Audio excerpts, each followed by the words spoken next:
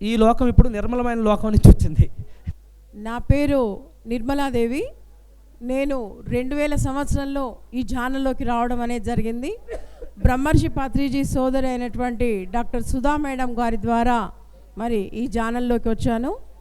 మరి రాగానే నేను వెంటనే అంటే నేను బేసికల్గా ఒక లెక్చరర్గా జాబ్ చేస్తుండేదాన్ని రెడ్డి ఉమెన్స్ కాలేజ్లో. అయితే ఆ టీచింగ్ అనే హ్యాబిట్ ఉండడం మూలంగా వచ్చి రాగానే ప్రతి ఒక్కళ్ళకు దీన్ని చెప్పాలా అన్నటువంటి ప్రయత్నంలో టీచ్ చేయడం అనేది జరుగుతూ ఉండేది. అయితే అప్పుడు మా అమ్మాయి ప్రణీత వయసు 11 సంవత్సరాలు. మా పాపకు నేర్పించాను. అంతే, అప్పుడు నేను కాలేజీలో వర్క్ చేస్తూ కూడా ట్యూషన్స్ చెప్తూ ఉండేదాన్ని. సో ఆ ట్యూషన్కి వచ్చే పిల్లలందరికీ కూడా నేర్పించాను. నేర్పిస్తే ఒక్కొక్క పిల్లలందరూ కూడా వాళ్ళ పూర్వజన్మలు చూసుకోవడము, యాస్ట్రల్ ఎక్స్పీరియన్సెస్ రావడము, మరి ఇంకా ఎవరికి ఏ బ్లాక్స్ ఉంటే వాళ్ళు చెప్పగలగడము, ఇలా ఎన్నో రావడంతో నాకేమనిపించేదంటే నాకైతే ఏ ఎక్స్పీరియన్స్ రాకపోయేది.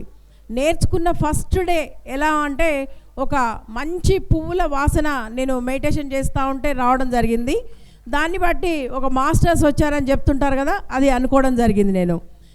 అయితే మా పాపకు నేర్పించిన తర్వాత మా పాపకు మాత్రం చాలా ఎక్స్పీరియన్సెస్ రావడం అనేది జరిగిందనమాట. ఆమె పత్రిజీని ఇంటర్ గెలాక్టిక్ ఫెడరేషన్లో పత్రిజీ మెంబర్ అమ్మ అని, తర్వాత సారు 7th బాడీ కాన్షియస్లో ఉన్నటువంటి మాస్టర్ కనుక పత్రి సార్ చెప్పేది అందరికీ అర్థం కాదమ్మా, ఎంతో యోగులైనటువంటి వాళ్ళు మాత్రమే సార్ దగ్గరికి రాగలుగుతారు అని చెప్పేసి ఆ పిల్ల తన 11 ఏళ్ల వయసులోనే చెప్పడం అనేది జరిగింది. అంతే, ఇంకా పత్రిజీ పువ్వులు కొయ్యొద్దని చెప్తారు కదా, మా పాపకు చాలా చిన్నప్పుడే పువ్వులు కొయ్యడాన్ని మా పెరట్లోకి వెళ్తే ఆమె పువ్వు మీద చేయి పెట్టగానే వెంటనే ఒకళ్ళు వచ్చి లాగేయడం అనేది జరుగుతూ ఉంటే ఎన్నిసార్లు కోద్దామన్నా నాకు ఇట్లా లాగేస్తుండమ్మా నా చేతిని అని చెప్పేసి వచ్చి, అంటే నేను అన్న పత్రిజీ మరి ఫిలాసఫీ కదా మనది శాకాహారము, అంతే కూడా పువ్వుల్ని కొయ్యొద్దు అనేది, మరి ఇవన్నీ మన ఫిలాసఫీ కదా, అందుకే నిన్ను వారించుంటారు పత్రి సార్ అని చెప్పడం అనేది జరిగింది.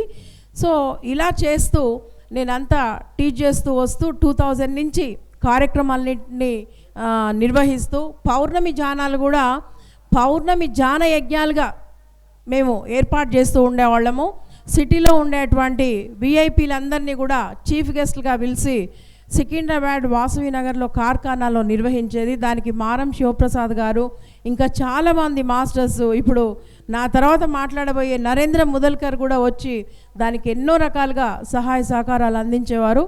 ఇలా కార్యక్రమాలు చేస్తూ మరి పత్రిజీ క్లాసు చాలా పెద్ద ఎత్తున పెట్టాలి అన్నటువంటి సంకల్పంతో అప్పుడు చంద్రబాబు నాయుడు గారి దగ్గరికి వెళ్ళేసి మీరు రావాలి సార్, మేము చాలామందితో పెద్ద మెడిటేషన్ క్లాస్ పెడుతున్నాము అంటే, నేను రాలేను కానీ కార్యక్రమాల బిజీ వల్ల మేయర్ గారిని పంపుతా అని చెప్పేసి హైదరాబాద్లో ఫస్ట్ మేయర్గా ఎన్నికైనటువంటి మన తీగల కృష్ణారెడ్డి గారు మేయర్గా ఎన్నిక కాగానే, ఫస్ట్ మేయర్ కాదు ఆయన మేయర్గా ఎన్నిక కాగానే ఫస్ట్ క్లాసు మనదానికే రావడం అనేది జరిగిందనమాట.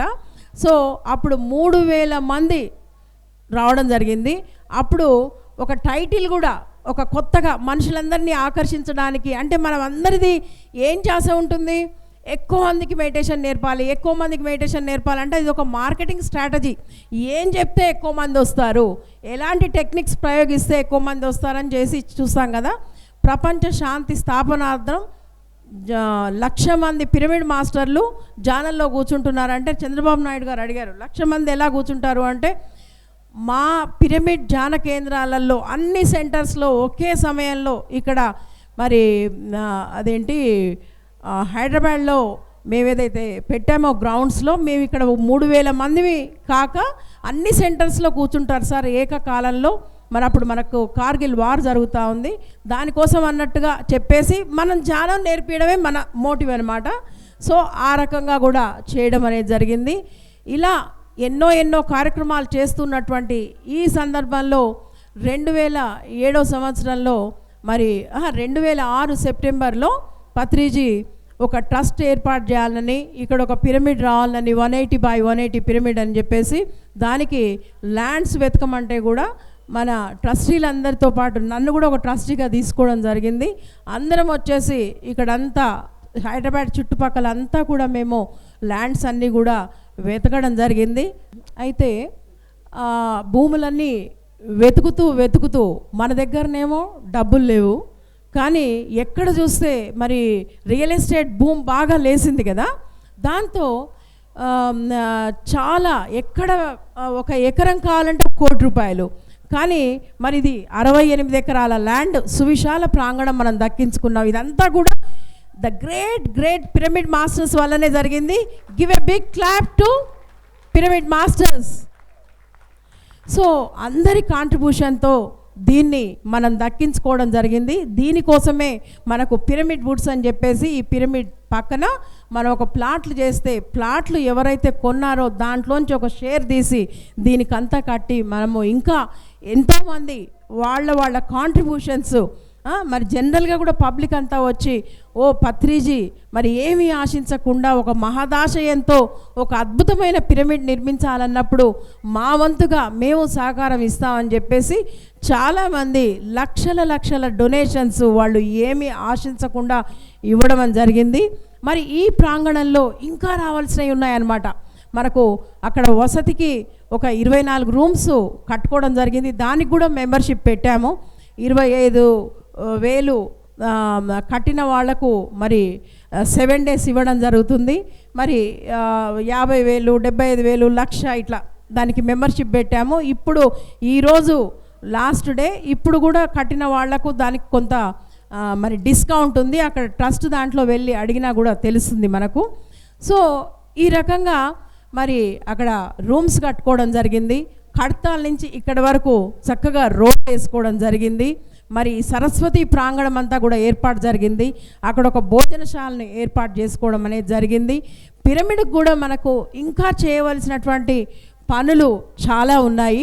ఆ పనులన్నీ మనం పూర్తి చేసుకున్నట్లయితే దీన్ని ఒక ఇంటర్నేషనల్ సెంటర్గా 365 రోజులు కూడా అందరూ వచ్చేసి దాన్ని ధ్యానం చేసుకునే వాళ్ళు చేసుకోవడం లేదు అంటే ప్రపంచ 7 వింతలలో ఒక వింత అయినటువంటి ఈజిప్ట్ పిరమిడ్లోకి వెళ్ళకున్నా కడతాల్ పిరమిడ్కి వెళ్ళి మనం చూసి రావాలా అన్నటువంటి ధ్యాస చాలామందికి కలిగించాలి అంటే దాన్ని మనం బాగా తయారు చేసుకోవాలి.